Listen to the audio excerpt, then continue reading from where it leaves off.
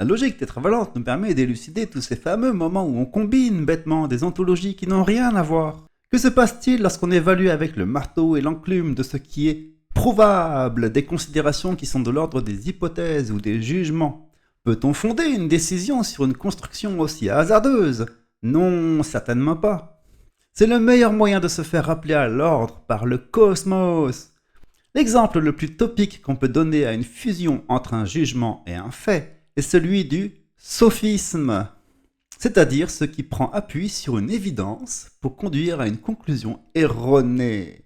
À ce moment-là, on fait, dans une même phrase, avec le même mot, deux opérations simultanées qui prétendent se justifier mutuellement, alors qu'elles n'appartiennent pas au même groupe ontologique, ce qui s'appelle se faire berner par ses illusions. Une opération va activer la motivation, l'envie, une croyance, la reconnaissance, tandis que l'autre, qui n'a aucun rapport avec la première, conduira à passer à l'acte. En réalité, celui qui émet un sophisme se moque éperdument de vos croyances et de vos émotions.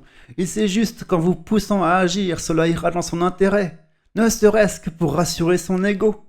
C'est la méthode préférée des politiciens qui cherchent à extorquer une fidélité, une soumission, une adhésion à des idées et des projets qui, s'ils étaient énoncés rationnellement, feraient fuir tout le monde. Ils ne savent pas comment ça marche, mais ils savent que ça marche.